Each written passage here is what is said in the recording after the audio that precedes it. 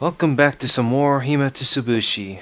So where we last left off, well, we ma we managed to find the wallet that is supposed to match the minister's son's name, and we have to head to the one remote ghost town.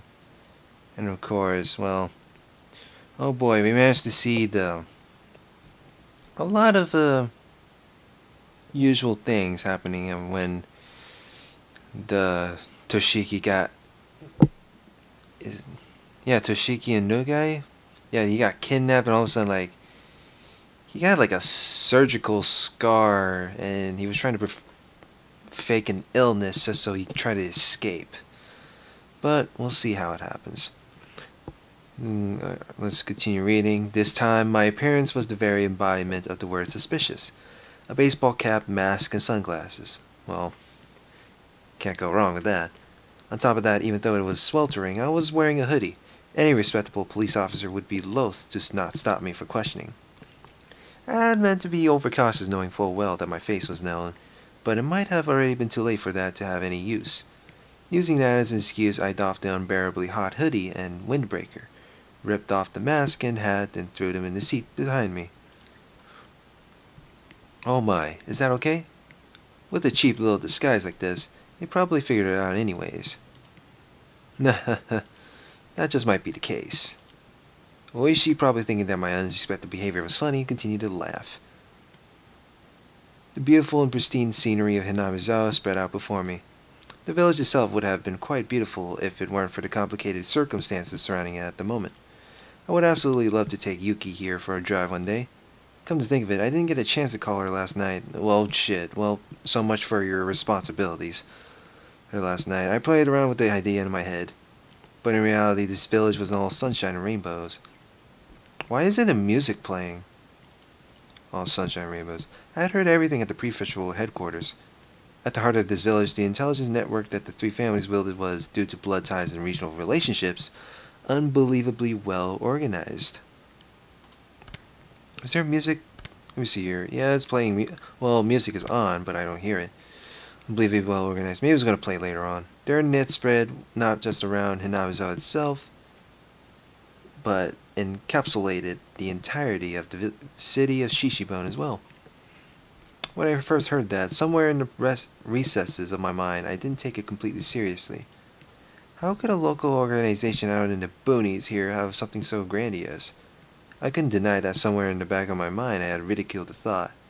But not only were they really threatening the minister, but they had demonstrated they had a complete grasp on our movements, which were supposed to be top secret. They were almost like the secret police that controlled a small Eastern European country like in some spy novel. The villagers here wouldn't bat an eye at getting their hands dirty if it meant fighting the dam project. I also heard something like that at the prefectural headquarters. Ah, now that you mention it, when I first arrived here, Oishi also said that this place was a war zone, didn't he? The residents of this village were at the same time freedom fighters. Although by definition they were no different than guerrillas or a militia. They weren't protected by the Geneva Convention, but they also didn't have to adhere to those rules either. This place was more of a quagmire than any legitimate battlefield. A secret war was unfolding. I could drive along because Oishi was with me, but if I was to leave this car for even something as trivial as looking for a vending machine, there was a chance I wouldn't return. Even though a single shot hadn't been fired, this was a battlefield. No, the reason why bullets were flying was simply because it was hard for a civilian to obtain a gun in Japan. So they were probably just equipped with weapons other than guns that were easier to obtain, like knives or clubs. That was why Oishi was wearing that stab-proof vest, wasn't it? No words. Akasaka-san, are you nervous? The fact that I was apprehensive was, of course, picked up on by Oishi. If he already figured it out, there was no point in trying to deny or hide it. Of course I am. We're headed into the heart of enemy territory alone, aren't we? I'm worried about if something unlikely happens with just the two of us. Something unlikely? Nah, it'll be alright. Isn't everybody in this village our enemy? If everybody gets their story straight, they could murder someone in broad daylight and there wouldn't be a shred of evidence. I'm asking about something like that. This was what the ironclad rule of not barging into a Yakuza office alone was about.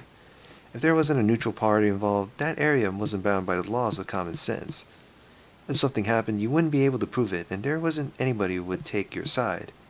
It was pretty much the definition of poking the bear. I've left word that we're headed towards the Hinamizawa area, and in the worst case, we've also got a radio. I know you're scared, Akasaka-san, but it's not that easy to pull off the perfect crime. Well, of course, that doesn't mean we can let our guard down either. No words. Akasaka-san, you're too worked up over this. You were more relaxed the last time we came up here together, weren't you?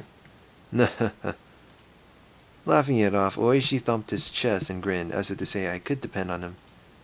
Well, if it gets really iffy. This comes with having the badge. Oishi made a motion by sticking out his index finger. It was undoubtedly the image of a gun. Will it be of any use? If you're not afraid of dealing with the aftermath after you shoot, it's actually very reassuring. An officer's gun was only for show. If you really wanted to fire it, there were quite a number of stipulations, and you had to be prepared for the long probationary period afterwards. That definitely wasn't worth it. So even if an officer did unholster his gun, there wasn't one who actually wanted to pull the trigger. Akasaka-san, are you carrying one? A piece. Well, yeah. You ever fired it? I have. For training, though. Well, I guess that'll be true. Well then, have you, Oishi-san? Me? Nah, nah, there's no way. What was this? I thought he was laughing at me because he had experience. The two of us laughed together. I've also never pointed the barrel at anybody. I've looked down the barrel of a gun a few times, though. Just being made to look down the barrel like that is enough to shorten your lifespan by about 3 years. Even if he had never fired a gun before, you couldn't even begin to compare the amount of experience Oishi had over me. At a time like this, I could only marvel again at how reliable Oishi seemed. Come to think of it, I didn't want to come this way in the middle of the day, but there's no way for a car to get through other than here. Akasaka-san, just in case, put on the mask again to hide your face, please. What's the matter? Can you not hear it because the air conditioning is too loud? I'll turn it off. Try opening the window. When I opened the window, a blast of hot air blew inside, and then I could hear angry yelling coming from far away. At that moment, the forest gave way on either side of us, and our view expanded suddenly. Oh, we got a gate, and there could be seen the Hinamizawa Dam construction grounds, the very front line for Hinamizawa Village. We're absolutely opposed to the construction of the Hinamizawa Dam. The crackling blare of someone's voice sounded over an enormous loud speaker. The roar of angry voices continued to rumble. The incredible volume had become a veritable sound cannon, spewing out its ammunition. The prefabricated site office was surrounded by 2 sets of high fences laced with barbed wire. Lined up in front of those fences were riot police and their vehicles, and surrounding it all were the villagers. They howled out their protests against the dam as a single entity.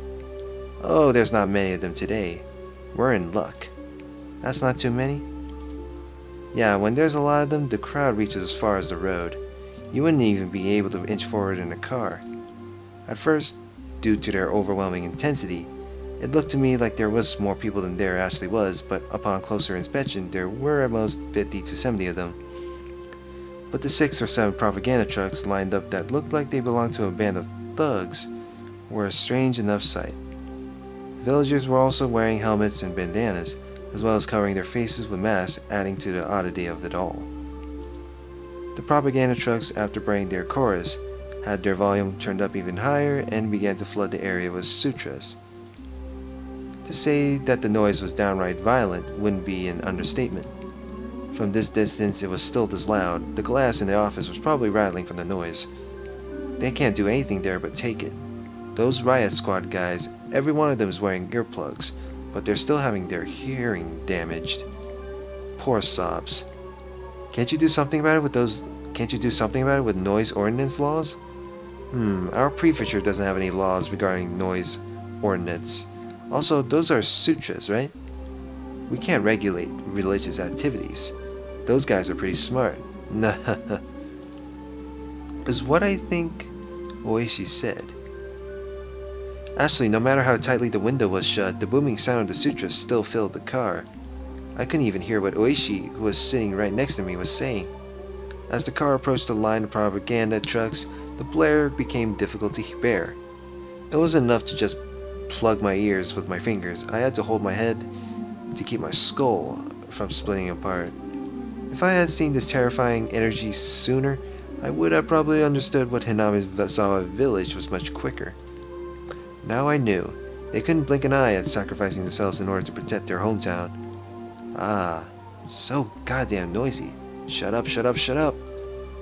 My head throbbed and felt like it was going to split apart. My eardrums crackled, and on top of it all, I felt like I was going to throw up. With the road crowded with the throng of squatters, the propaganda trucks, and the riot police's vehicles, it was in no way easy to get by. How are these rioters didn't get their ears damaged from all these loud-ass noises? That's my question. Like, how are they doing it? It was no way easy to get by. Even if you tried to shoot the squatters with the car horn, they were also wearing earplugs, oblivious to noises from the outside world, and wouldn't easily move. The car could only inch forward at a snail's pace. How are they doing that shit? Even then, the car eventually got through, starting to leave the tumultuous noise behind. Inch forward at a snail's pace. Hey, the bald guy that was playing mahjong with us last night? Remember him? I remember that there was an older person who didn't exactly mince words. The guy that Oishi called old man. There was someone like that. You see, he's the foreman of the main construction site. He's probably holed up in that prefab building, trying to work while irritated out of his mind. Poor fella. You wouldn't be able to stand it if it's like that every day. Yeah, there's no end to the number of people who can't handle it and quit. But every time that happens, their wages go up. So I won't say it's in vain. Even having to deal with all the noise and hostility, they still made a wage that Oishi found inviolable. Damn it, these guys. Can they hear or can't they? A group of squatters were in the way of the car. Oishi, sufficiently annoyed, laid into the horn, but there was no indication that they were moving anytime soon. In this den, could they not even hear a car horn? Or did they hear it and were being malicious? If there were any riot police nearby, they would have made people move, but it just so happened there weren't any around here. Ah, jeez. Wait just a minute.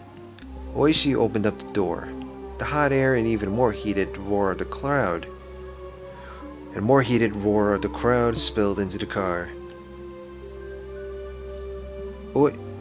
Exclamation marks. Oishi said something as he grinned widely, but I couldn't hear what it was. He was getting them to move. Something like that?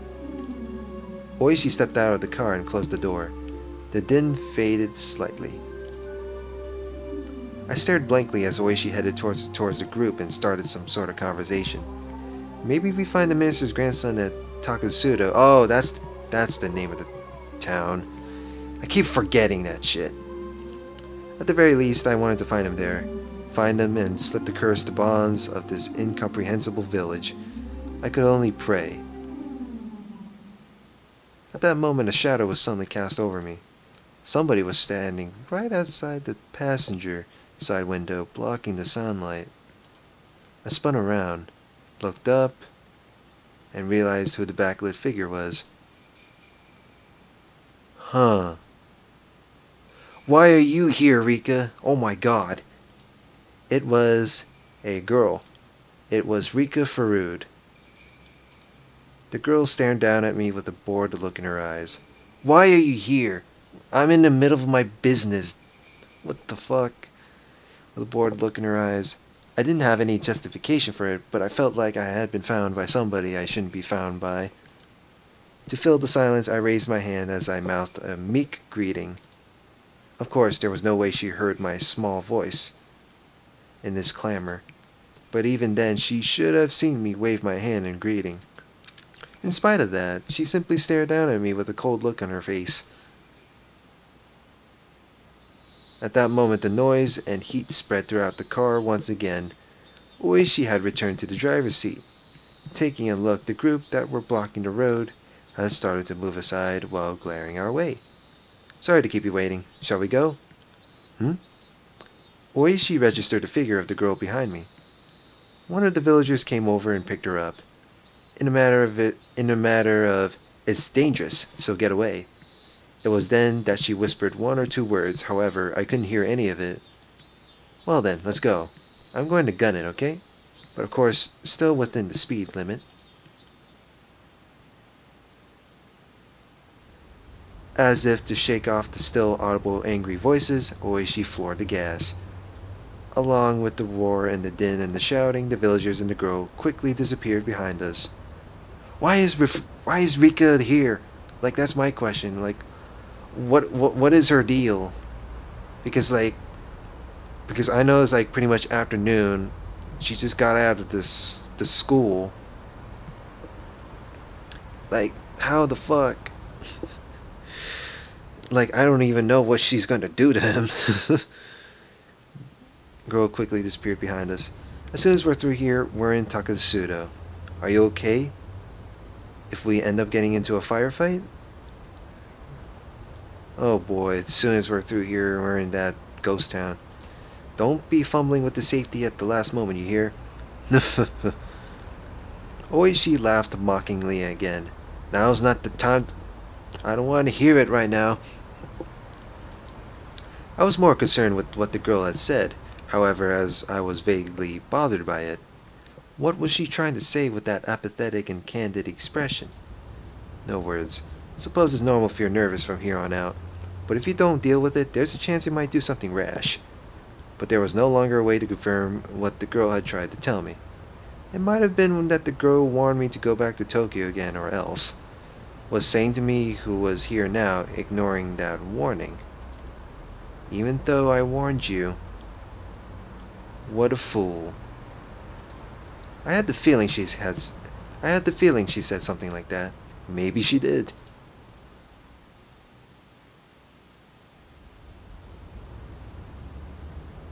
Huh. It ended that quickly? Well, shit. Oh, it's just another loading thing. Alright, let's continue then.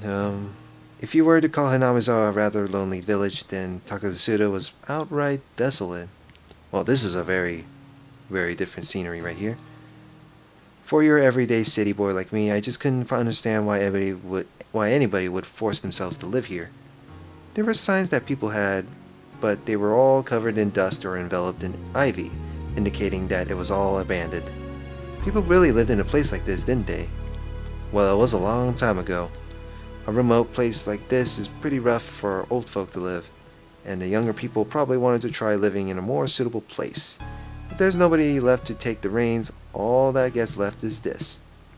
Even if I had no personal attachment to the village, seeing the disused buildings made me feel a little sentimental. It seemed that Oishi also felt the same way. Was the wallet found over here? The person who found it must have a good reason to come out to this desolate place. Yeah, there's some villagers who have a field out in the mountains here. They pass by here in the morning and evenings. The villagers who work in the fields walk by here every day? No way. They probably go as far as they can by car. So in the early mornings and evenings, they pass by here and just happen to find a single wallet? They probably did. Where exactly did they say they found it? In a thicket just a bit further ahead. The person who found the wallet just happened to have some stomach cramps and was planning to use the thicket to do his business, it seems. It was there he happened to find it. Probably hoping there was some toilet paper in there. Everything about that story just seems a little too convenient. Right from the discovery of the wallet, I just can't shake the feeling that something's off. I expressed the feeling that I had from the start of the day, quite frankly. It seemed too good to be true, but it was unwavering proof. But it was too perfect. Sickeningly so. That was my feeling. You might actually be onto something by saying it's all a little too perfect. Meaning? The truth is, I heard a little something from a friend of mine in the 4th Division, where Oryo Sonozaki referenced the kidnapping of the minister's grandson. She referenced it? Yeah. It's been several days since the minister's grandson has been kidnapped. Poor boy. It'll be nice if they let him go soon. It seems that old Oryo muttered something like that while on her veranda.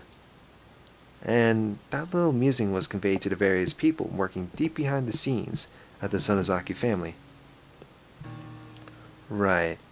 I had heard something earlier from Saito-san, the informant, that when the leader Oryo had a concern, somebody in the family would be considerate. So, in essence, she gave the order to release the hostage.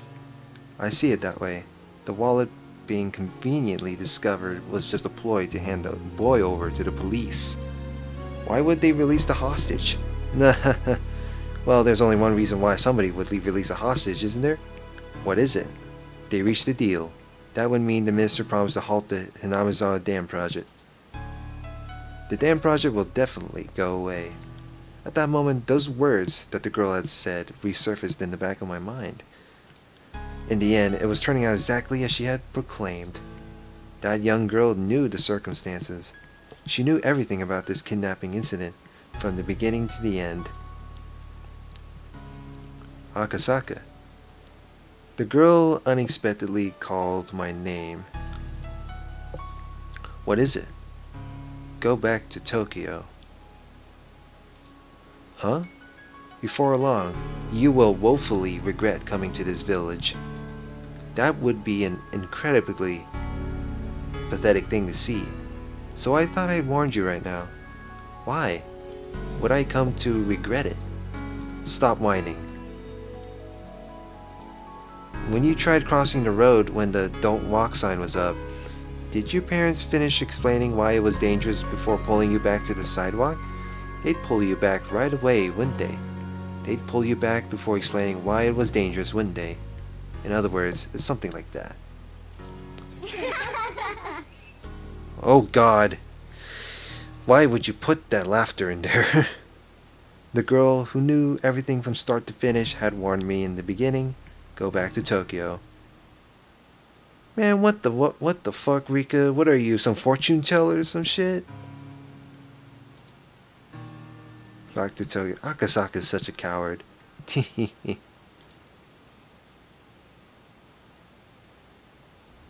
We'll probably find the boy, but what happens afterwards will probably be a bit of a problem. How it'll be a problem, though, is something a single officer like me can't figure out. Do you know a girl named Rika Farud? What I had said was such a non sequitur, whatever you pronounce it, that Oishi sat in stunned silence for a while. Of course I know her. She's the only daughter of the Furu family, one of the 3 families. What kind of girl is she? Well, this was an unexpected name to hear. I'm a bit surprised. Does public safety think that the Furu family smells fishy and wants to keep an eye on them? Share some of that information with me, please. No, it's not like that. It's just something that caught my attention. Well, whatever. It wouldn't do to not answer a question from a friend I've sat at the same table with. I'm honored that you call me a friend. So, that little lady is, well, somewhat of a village mascot. She's beloved by everybody in the village. Some of the older folk worship her especially. Worship? I don't know much about her, you see. Girls born in the Furud family have somewhat of a sacred implication, it seems. It's one of the local beliefs in Hinamizawa. The living incarnation of Yashiro-sama or something like it. Or so the story goes, apparently. A Yashiro-sama? Now that you mention it, I think I saw a Yashiro-sama written on some of the Alliance's banners. What is Oyashiro-sama exactly? Ah, it's the name of the guardian deity of Hinamizawa. Already know that. They believe it'll exact punishment on those who would do ill towards the village. Well, if there was such a convenient god around, the guys at the dam would have long since been done in by divine justice. Luckily, nothing like that has happened to anybody just yet. The grandson of the minister who trifled with the village, as a result of Yashiro-sama's anger was, what did they call it again? Oh right, Oni Kakushi. The minister's grandson was demoned away. That would probably be how the script is being written. I see, it probably would turn into something like that. Divine punishment wrought by Oyashiro-sama.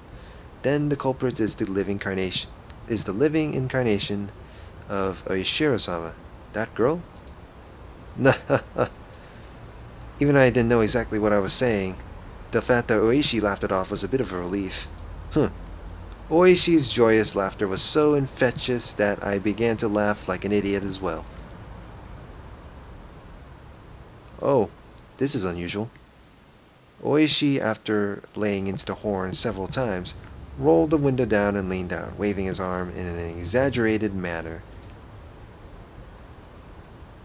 It was a car headed the opposite way. Until now, we hadn't run into any other cars except our own. And of all places, it was at this desolate location. It seemed that Oishi knew the owner of that car.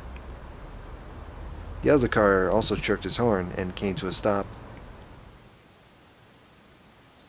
Dr. Irie! Good afternoon. The other car's window rolled down slowly, revealing a young man in a white overcoat. He was about my age, or perhaps a bit older. Oh, it's the guy from the last chapter. Perhaps a bit older, but you really can't judge somebody by their appearance. What do you mean he's perhaps a bit older? He looks like a young lad. Somebody by their appearance. Why, if it is Oishi-san, good afternoon. Fancy meeting you here. That's my line, Doctor. I never thought I'd see you here. What happened? Oh, nothing, just a little house call. Oh, really? Was it an emergency? No, nothing quite that serious, thankfully. Oh, sure it is. I'll take my leave here. If I don't get back quickly, my staff will be angry with me. Being the head of a clinic must be tough. Well then, take care.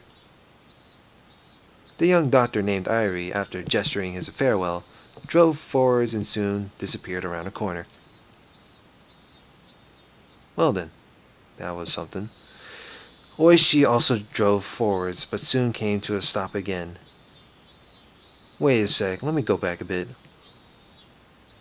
What do you mean it's not that serious? But the fucking kid got kidnapped and shit, and he got the surgical scar, and he's like sitting here dying and all that.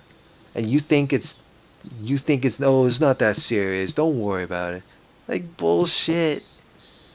Anyway, Oishi also drove forwards, but soon came to a stop again. He pulled out a worn map book from the dash.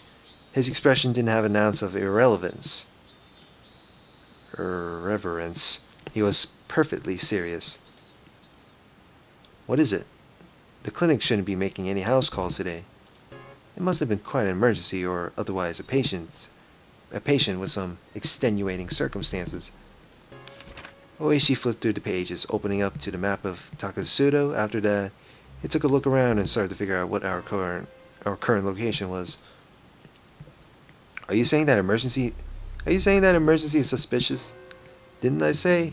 There's hardly anybody that lives in the Takatsudo area. The road we're on right now is here.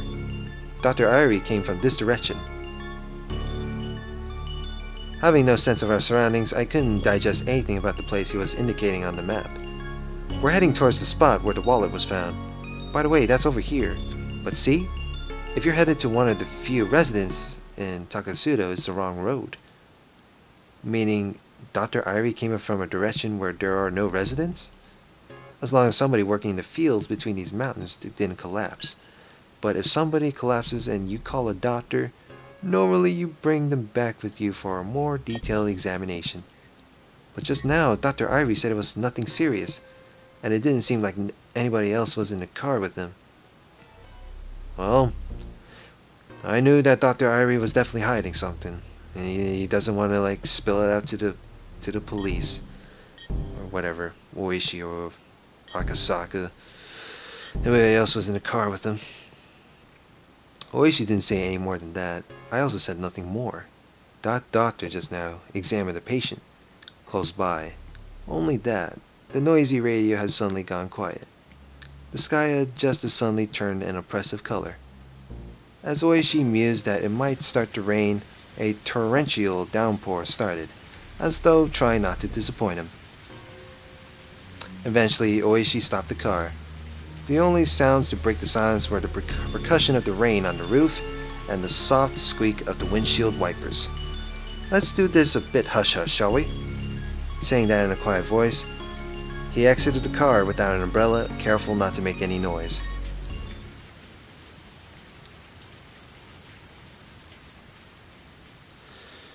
Well, I'm going to end this here for now.